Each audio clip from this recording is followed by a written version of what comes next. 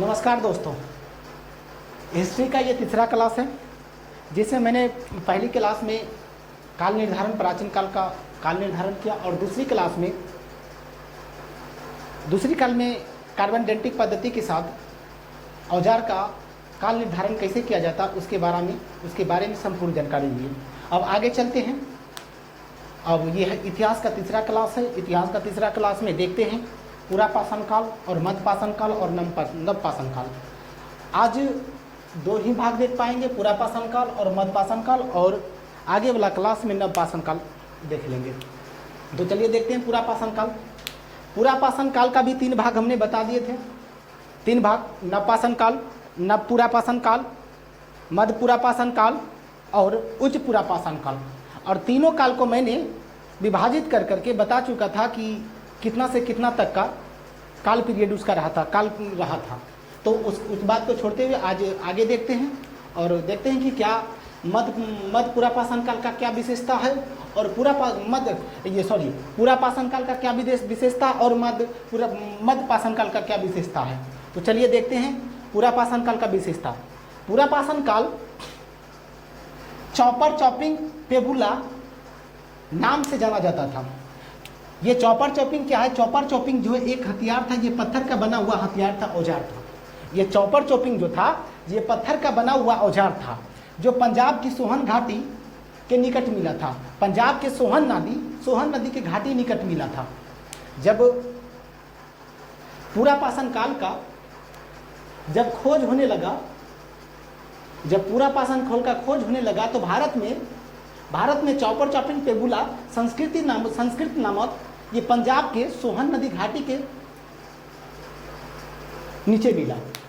और उसके दूसरा हैंड एक्स संस्कृति, हाथ का बना औजार। हैंड एक्स संस्कृति मतलब कि हाथ का बना हुआ औजार सर्वप्रथम मद्रास के समीप बादम दुराई एवं अतिरमपक्कम के पास मिला। तो वो चीज़ ये तो आप लोग को समझ में नहीं आएगा। अभी जब पूरा फिगर ड्रॉ करके उसको प्रॉपर जगह पे दिखा दिया जाएगा तो उसमें पूरा समझ में आ जाएगी कहाँ ये है। सर्वप्रथम मद्रास के पास बादम दुराई तथा अतिरमपक्कम कहाँ है, ये जैसे सोहन घाटी कहाँ पे है। जब आगे क्लास में फिगर के साथ, भारत के मैप के साथ, जो उसमें संयुक्त भारत था, जैसे अफगानिस्तान, पाकिस्तान, म्यांमार वगैरह जो जितना साथ में था, बांग्लादेश जो साथ में था, उस फिगर के जब बना करके ड्राइंग कर करके जब पूरा पाषाण संस्कृति का जब औजार जब दिखाएंगे तो उसमें बताएगा कि कहाँ कौन सा संस्कृति था। अभी तत्काल देख लेते हैं कि पंजाब जैसे सोहन घाटी जिसको सोहन नदी घाटी संस्कृति कहते हैं, ये पंजाब में पड़ता है। ये हैंड एक्स संस्कृति जो हाथ का बना औजार क्या था? पत्थर से बनाया गया औजार था। पत्थर से बनाया गया औजार था जो सर्वप्रथम ये जो पत्थर का बना औजार सर्वप्रथम बादम दुराई तथा अतिरमपक्कम के पास मिला था। मद्रास आज का जो चेन्नई है, मद्रास जो पुरातन समय में मद्रास था, आज का जो है चेन्नई के पास जो है बादम दुराई तथा अतिरमपक्कम के पास, मद्रास के पास जो है हैंड एक्स यानी कि हाथ का बना हुआ औजार प्राप्त हुआ। और आग का आविष्कार यही पूरा पाषाण काल में ही हुआ था। पूरा पाषाण काल के पहला भाग जो देखते हैं चॉपर चॉपिंग किस काल में? न पूरा पाषाण काल में था। चॉपर चॉपिंग जो देखते हैं पेबुला संस्कृति हो जाए, हैंड एक्स संस्कृति हो जाए, आग का आविष्कार हो जाए, ये पूरा पाषाण काल के पहला भाग। नव पूरा पाषाण काल में ये आग का आविष्कार पहले खोज किया। आग का आविष्कार खोज चीन में सबसे पहले किया गया था। आग का आविष्कार सबसे पहले चीन में किया गया था। चीन के चाऊ जू कोजिन के पास किया गया था। चीन के चाऊ जू कोजिन के पास, जो चीन के गुफाओं में, यहाँ पे चीन के गुफाओं में, यहाँ के गुफा में आग की आविष्कार हुआ था। लेकिन यहाँ तो आग का आविष्कार हो चुका था, लेकिन इसका प्रॉपर रूप से मध्य पाषाण काल और नव पाषाण काल में जाकर के आग का प्रॉपर रूप से उपयोग किया गया। आग का उपयोग प्रॉपर रूप से मध्य पाषाण काल और नव पाषाण काल में। यहाँ का मानव, पूरा पाषाण काल का मानव आखेट करना, शिकार करके कच्चे मांस को खाता था। यहाँ आखेट कर करके, आखेट मतलब शिकार कर करके यहाँ मानव, इतना मानव विकसित नहीं था, इतना मानव ज्ञानी नहीं था, ताकि आग का आविष्कार प्रॉपर, आग का आविष्कार तो हो चुका था, लेकिन आग का आविष्कार से कैसे खाना बना पका के खाया जाता है, इस काल में मानव ने इस काल में सीखा नहीं। और ये काल जाके आग जो जाकर के मध्य पाषाण काल और नव पाषाण काल में इसका उपयोग किया गया। देखते हैं तो आग का आविष्कार चीन के पास, चीन में एक गुफा है, जो गुफा का नाम है चाओ जी कोजिन में यहाँ के आग का आविष्कार हुआ। और रॉबर्ट ब्रूस फूड ने 1863 में मद्रास के पास पल्लमबरम, रॉबर्ट ब्रसफुट ने 1863 में मद्रास के पास पल्लमबरम नामक स्थान से प्रथम हैंड एक्स, हाथ की कुल्हाड़ी को प्राप्त किया था। रॉबर्ट ब्रूस फूड ने जब पुरापाषाण काल की खोदाई करना स्टार्ट किया तो 1863 में मद्रास के बाद पल्लमबरम नामक स्थान से प्रथम हैंड एक्स यानी हाथ की कुल्हाड़ी का आविष्कार किया, यानी खोज किया। पुरापाषाण काल स्थल पाकिस्तान के पंजाब से प्राप्त हुआ था। यानी कहने का मतलब सर्वप्रथम जो पुरापाषाण काल का स्थल जो है, सबसे पहले पाकिस्तान के पंजाब प्रांत से खोज किया गया था, जो सोहन घाटी में था। पुरापाषाण मैंने पिछले क्लास में समझा तो कि पाषाण काल मतलब होता है पत्थर का औजार बना हुआ। जिस काल में पत्थर का औजार बनता था उसे पाषाण काल कहा जाता था। तो पुरापाषाण काल युग का जो स्थल का सबसे पहले खोज जो हुआ था पाकिस्तान के पंजाब प्रांत में सोहन घाटी के नज़दीक हुआ था। और भारत में, स्वतंत्र भारत में सर्वप्रथम यूपी के मिर्जापुर जिले के बेलन घाटी में पाया गया था। सर्वप्रथम भारत में पहले पुरापाषाण खोल का स्थल पाकिस्तान के पंजाब प्रांत में हुआ था, सोहन घाटी के नज़दीक। और भारत में हुआ था पाकिस्तान के मिर्जापुर जिले, यानी जो यूपी में है, भारत के यूपी के मिर्जापुर जिले में बेलन घाटी के में पाया गया था। भारत में उत्तर प्रदेश के मिर्जापुर बेलन घाटी, क्या बोलते बेलन घाटी में। और दूसरा मध्य प्रदेश के भोपाल के पास भीमबेटका गुफाओं और शैलसराओं यानी चट्टानों से बने आश्रयों का गुफा मिला। यानी कि मध्य प्रदेश के भोपाल के पास भीमबेटका गुफा, यानी कि वहाँ मानव द्वारा निर्मित शैल चट्टानों को काट करके, एक चट्टानों के काट करके आश्रय लेने वाला, यानी कि वहाँ रहने वाला एक गुफाओं का निर्माण करवाया था। एक गुफाओं का निर्माण वहाँ देखा गया। जब दीवार पे देखा गया चिड़िया का फिगर, जानवर का फिगर, मानव का फिगर, अनेकों फिगर देखा गया। सबसे पहले इसलिए कहा जाता है कि मध्य प्रदेश के भोपाल के पास भीमबेटका की गुफा में शैलसरा मतलब कि चिड़ियाओं का चित्र, मानवों का चित्र, जानवरों का चित्र के चट्टान से बना हुआ आश्रय मिला। एक ही चट्टान से काट करके गुफाओं का निर्माण करवाया था, जिसमें लोग जब कोई अनहोनी या बाढ़ हो या सुकाड़ हो या कोई जब उस समय कबीले आक्रमण हो तो जाकर के लोग इसी गुफाओं में आश्रय लेता था, यानी भीमबेटका के गुफा में ही आश्रय लेता था। और यहीं से औजार मिला, भीमबेटका की गुफा से भी औजार मिला, पत्थर का औजार मिला। और अब देखते हैं मध्य प्रदेश के नर्मदा घाटी से हथनौरा, यानी कि मध्य प्रदेश नर्मदा घाटी की हथनौरा के समीप मानव खोपड़ी मिला।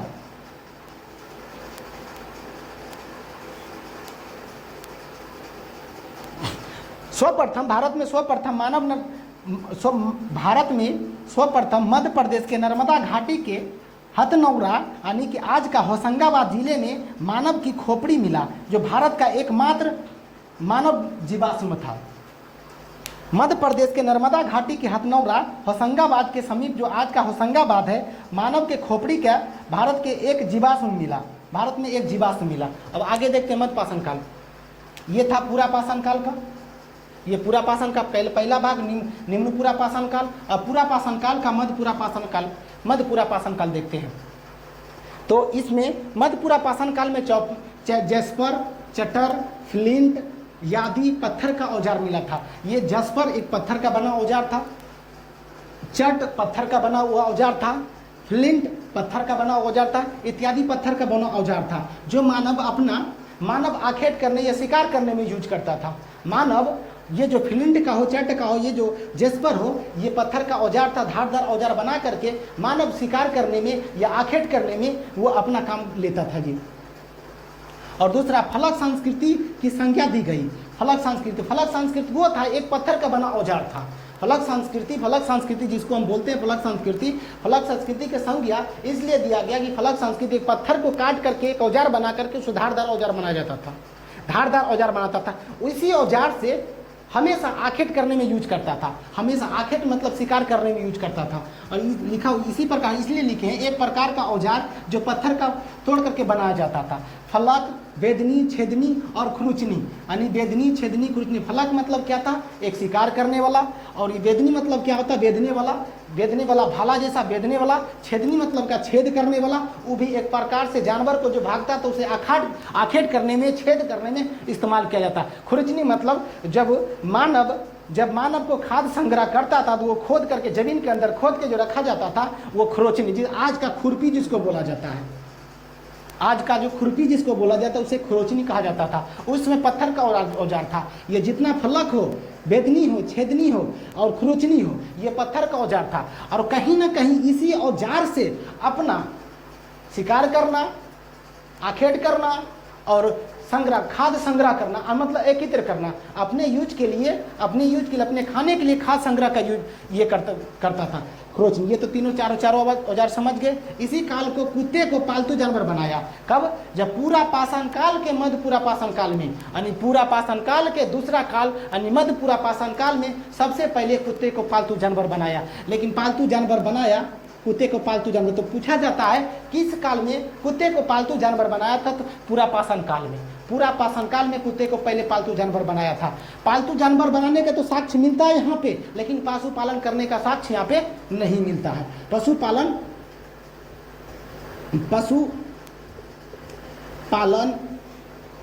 करने का साक्ष्य प्राप्त नहीं होता है, साक्ष्य प्राप्त नहीं थे। इसलिए कहा जाता है कि पशुपालन करने का प्रवृत्ति पूरा पाषाण काल से ही आ चुका था, लेकिन प्रॉपर रूप से सही ढंग से पशुपालन करने का उन्नत किस्म अभी नहीं आया था, इसका ये समझ नहीं पाया था।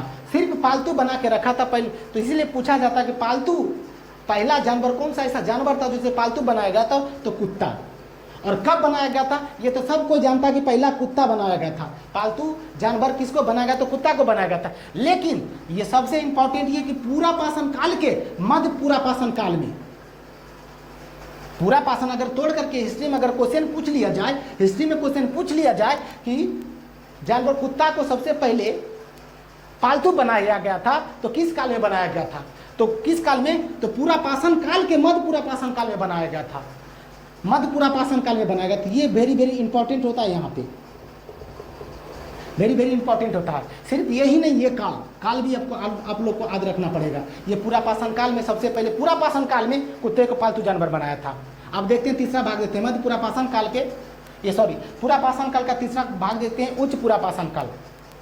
उच्च पूरा पाषाण काल में बिलेट की तरह पतले धार युक्त, बिलेट की तरह ये पत्थर का ही औजार था। ये जो उच्च पूरा पाषाण काल में ये पत्थर का ही औजार था, लेकिन वो उसे पतला बना दिया गया था। ये बिलेट की तरह पतला, नहीं कि जिसको देख लो आज का उन्नत, आज का कारीगरी या आज का इंजीनियरिंग देख लो, उस समय का इंजीनियरिंग देख लो, उसमें पत्थर के औजार को उतना बिलेट की तरह पत्थर बना के औजार बना दिया जाता था, धार युक्त बना देता था। आज उस लोहे को नहीं बना पाता है धार युक्त बिलेट की तरह, जो उसमें पत्थर के औजार को बना दिया जाता था एकदम धार युक्त, एकदम कि मार दे छट से कट जाए। तो ये कहा जाता है बिलेट की तरह पतले धार युक्त औजार का इस्तेमाल किया गया। और उच्च पूरा पाषाण काल अवस्था के विश्वव्यापी संदर्भ में दो विशेषता पाया जाता है। यानी कहने का मतलब कि उच्च पूरा पाषाण काल अवस्था में विश्वव्यापी संदर्भ में दो विशेषता पाया जाता है। पहला, चमक उद्योग और आधुनिक मानव, जिसको होमोसेपियंस बोलते हैं। होमोसेपियंस, आज का जो आधुनिक मानव जो है होमोसेपियंस के नाम ज्यादा। चमक उद्योग मतलब कालीन उद्योग, जिसको कालीन उद्योग बोलते हैं। कालीन उद्योग कालीन उद्योग जो जिसमें बोला जाता है कि पेंटिंग वगैरह किया जाता है, ठीक है, पेंटिंग वगैरह। कालीन उद्योग मतलब जो पेंटिंग वगैरह, रंग वगैरह के लिए, रंग उत्पादन करने के लिए जो कला होता था, उद्योग होता था, चमक उद्योग बोलते थे। उसके बाद दूसरा विशेषता था, यहीं पे आधुनिक मानव का आगमन हुआ। कहाँ पे? ये उच्च पुरापाषाण काल में आधुनिक मानव का आगमन पृथ्वी पे हुआ। यानी अब जो मानव जो है अपनी बुद्धिमत्ता से, धीरे धीरे बुद्धिमत्ता से, अपनी बौद्धिक कौशलता से अब धीरे धीरे समझने लगा था, अब समझने लगा था कि आगे अब कैसे उन्नत किया जाए, कैसे विकास किया जाए, कैसे विकास किया जाए। अब तो देख लिए, हमने देख लिए ये पुरापाषाण काल का तीनों काल, पुरापाषाण काल का देख लिए, नव पुरापाषाण काल, मध्य पुरापाषाण काल, उच्च पुरापाषाण काल। अब देखते हैं दूसरा भाग, ये प्राचीन काल का दूसरा कर देते हैं, प्राचीन भारत का दूसरा काल देखते हैं, मध्यपाषाण काल, जो जिसको बोला जाता है आखेट और पशुपालक की भी कहा जाता है। मध्य पुरापाषाण काल को आखेट और पशुपालक काल भी कहा जाता है, काल भी कहा जाता है। इस काल को मीसेलिथिक काल भी कहा जाता है, जहाँ पे मध्यपाषाण काल में वह जिस तरह पूरे पाषाण काल में बड़े बड़े पत्थर का औजार बना करके शिकार किया करता था, अब मध्य पुरापाषाण काल में पत्थर के छोटे छोटे औजार बनाना स्टार्ट कर, जिसे हम माइक्रोलिथिक बोला जाता है। इस काल को माइक्रोलिथिक काल कहा जाता है। माइक्रोलिथिक मतलब, माइक्रो मतलब ही छोटा होता है। माइक्रो जब पढ़िएगा, आज जब आगे हम पढ़ाएंगे, फिजिक्स पढ़ाएंगे, जब माइक्रो पढ़ाएंगे उसमें माइक्रो पढ़ाएंगे, नैनो पढ़ाएंगे, डेका पढ़ाएंगे, सेंटी पढ़ाएंगे, तो उसमें बताएंगे कि माइक्रो क्या होता है, नैनो क्या होता है, सेंटी क्या होता है, डेका क्या होता है। तो ये माइक्रोलिथ मतलब छोटा, माइक्रो मतलब यूँ चाहे छोटा, इतना छोटा औजार कि कहीं से मानव, मैंने समझा दिया पिछले क्लास में, मैंने पीछे ही समझा दिया, पुरापाषाण काल में होमोसेपियन आधुनिक मानव आ चुका था, धीरे धीरे बौद्धिक विकास हो चुका था। जब धीरे धीरे बौद्धिक विकास हो चुका था, जब हो चुका बौद्धिक विकास, तो मध्यपाषाण काल में आखेट और पशुपालक जब करने लगा, तो वहाँ एक छोटा छोटा औजार रखने लगा, वो छोटा छोटा औजार जिसे हम माइक्रोलिथिक काल कहते हैं, माइक्रोलिथिक काल कहते हैं। इस काल में मानव आखेट और खाद्य संग्रह के रूप में जाना जाता है। मध्य पुरापाषाण काल में जो है इस समय क्या करता था, ये संग्रह नहीं करता था, खाद्य संग्रह नहीं करता था। ये यहाँ पे पुरापाषाण काल में खाद्य संग्राहक नहीं था, लेकिन मध्य पुरापाषाण काल में शिकार के साथ साथ अब खाद्य संग्रह करने लगा। अब खाद्य संग्रह मतलब कि भोजन संग्रह करने लगा, भोजन आगे समय के लिए भोजन भी छिपा के रखने लगा, भोजन भी अब जुटा के रखने लगा कि आगे चल करके अगर 2 दिन 4 दिन शिकार नहीं हो तो मानव क्या खाए, हम लोग क्या खाए। तो वो खाद्य संग्रह कर करके, यानी कि खाद्य सामग्री संग्रह करके रखने लगा। यानी कि इस काल के मानव आखेट के साथ साथ खाद्य संग्रह के रूप में जाना जाता है। इसलिए जाना जाता है कि आखेट तो शिकार तो करता ही था, लेकिन ये खाद्य संग्रह, जो भी शिकार करके ये खाद्य संग्रह कर करके शिकार करके लाता था, जो खाने के बाद बच जाता था उसे सेव करके या बचत करके उसको रख लिया जाता था। पशुपालक का साक्ष्य मिलता, लेकिन मध्य पुरापाषाण काल में पशुपालक का साक्ष्य मिलता है, लेकिन इसका विस्तृत नवपाषाण काल में होता है। यानी कि पशुपालक का जो काल जो था ये मध्यपाषाण काल में तो मिला, लेकिन इसका विस्तृत जानकारी नवपाषाण काल में होता है। यहाँ विस्तृत जानकारी पशुपालक का साक्ष्य, विस्तृत जानकारी मध्यपाषाण काल में नहीं मिलता है। और यहाँ इस काल में मध्यपाषाण काल में शिकार करना, मछली पकड़ना और खाद्य संग्रह करना। मछली पर शिकार करना मतलब आखेट करना, मछली पकड़ना और खाद्य संग्रह करना। यानी खाद्य संग्रह मतलब जो खाने के बाद जो बच जाता था, जो आखेट करता था, मछली पकड़ के लाता था या जो शिकार करके लाता था, तो जो खाने के बाद जो बचता था उसे संग्रह के रूप में करके उसके बचत के रूप में बचा लिया जाता था। अब बचा के उसे अच्छा सेपरेट करके रख दिया जाता कि आने वाला समय में उसे खाया जाए। इस काल में मध्यपाषाण काल में सूक्ष्म पाषाण औजार का विकास हुआ। मैंने पहले बता दिया कि मध्यपाषाण काल में छोटे छोटे पत्थरों का औजार बनाया, उसी औजार को जिसे छोटे पत्थर का औजार कहा गया, और उसी काल को माइक्रोलिथ काल कहा जाता है। माइक्रोलिथ काल भी कहा जाता है। मध्यपाषाण स्थल राजस्थान, भारत में मध्यपाषाण काल का स्थल राजस्थान, दक्षिणी उत्तर प्रदेश, भारत में जो मध्यपाषाण काल का जो स्थल है राजस्थान में है, राजस्थान से लेकर के दक्षिणी उत्तर प्रदेश, मध्य और पूर्वी भारत। जब मध्यपाषाण काल, पूरा पाषाण काल, नवपाषाण काल का जब चैप्टर खत्म होगा, जो प्रॉपर एक फिगर बना करके, भारत का नक्शा बना करके ये सारा चीज़ दिखा दिया जाएगा कि पूरा पाषाण काल क्या कहाँ पे है, उसका स्थल कहाँ पे है, मध्यपाषाण कहाँ पे है, उसका स्थल कहाँ पे, नवपाषाण काल का विकास क्या था, उसका स्थल कहाँ था। तो एक प्रॉपर फिगर बना करके उसमें दिखा दिया जाएगा तीनों का जगह, यानी पूरा पाषाण काल, मध्यपाषाण काल, नवपाषाण काल, तीनों काल का स्थल दिखा दिया जाएगा, प्रॉपर ढंग से दिखा दिया जाएगा। तो मध्यपाषाण काल का विस्तार जो था राजस्थान से लेकर के दक्षिणी उत्तर प्रदेश तक, मध्य भारत में और पूर्वी भारत तक फैला हुआ था। कुछ स्थल दक्षिण भारत के कृष्णा नदी के दक्षिण भी पाया जाता है, यानी कि कुछ स्थल दक्षिण भारत के कृष्णा नदी के दक्षिण में भी पाया जाता है, कृष्णा नदी के दक्षिण में भी पाया जाता है। और भारत में मानव अस्थिपंजर मध्यपाषाण काल से ही प्राप्त होने लगा था, यानी कहने के मतलब कि अब मानव का जो अस्थिपंजर जो है, अस्थिपंजर जब खोद करके वो निकालने लगा, जब गर से या टीला से खोद करके निकालने लगा, तो मध्यपाषाण काल से ही मानव का अस्थिपंजर, मानव का हड्डी निकलना स्टार्ट हो गया। भारत तो इसलिए लिखे हैं कि भारत में मानव अस्थिपंजर मध्यपाषाण काल से ही प्राप्त होने लगे थे। और ये जिसमें पहला मिला भीलवाड़ा जिला में कोठानी नदी के तट पर स्थित बागेर भारत का सबसे बड़ा मध्यकालीन स्थल है। मध्यकालीन स्थल है, यानी कि मध्यकालीन स्थल, मध्यपाषाण काल का सबसे बड़ा स्थल भीलवाड़ा, राजस्थान के भीलवाड़ा में कोठानी नदी के तट पर स्थित बागेर भारत का सबसे बड़ा मध्यपाषाण काल का स्थल है। तो दोस्तों मैंने इतना बता चुका, और आगे अब नवपाषाण काल इसका बचा।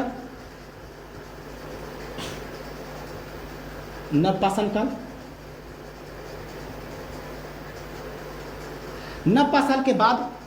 काल के बाद प्रॉपर ढंग से फिगर बना के, भारत का नक्शा बना करके, यानी पूरा पाषाण काल का नक्शा बना करके, मध्यपाषाण काल का नक्शा बना के और नवपाषाण काल का नक्शा बना करके, तीनों नक्शा बना करके, अलग अलग नक्शा बना करके, तीनों नक्शा बना करके डाल दिया जाएगा और समझा दिया जाएगा। तो आगे कल का क्लास लेते हैं। धन्यवाद।